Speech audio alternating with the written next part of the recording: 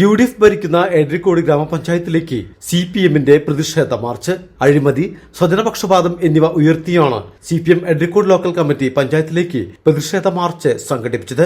CPM Thiruvangadi area secretary Thayyil Alavi March ഉദ്ഘാടനം ചെയ്തു. ഇന്ന് നമ്മുടെ ചെറുശോല മുതൽ പെരുമ്പുഴ വരെയുള്ള തോടിന്റെ അവസ്ഥ എന്താ? ആ തോടുകളാകെ പൊട്ടിപ്പൊളിഞ്ഞു കിടക്കുകയാണ്. ആ തോടുകൾ പുനരുദ്ധരിക്കുന്നില്ല. ഇവിടെ 10,000-കണക്കിന് മഹാത്മാഗാന്ധി തൊഴിലുറപ്പ് പദ്ധതിയുണ്ട്. ഈ പദ്ധതികൾ ഉപയോഗപ്പെടുത്തിക്കൊണ്ട് ഉൽപാദന മേഖലയിൽ എന്തെങ്കിലും പുരോഗതി ഉണ്ടാക്കുന്നതിന് വേണ്ടി ഈ ഗ്രാമപഞ്ചായത്തിന് കഴിയുന്നുണ്ടോ?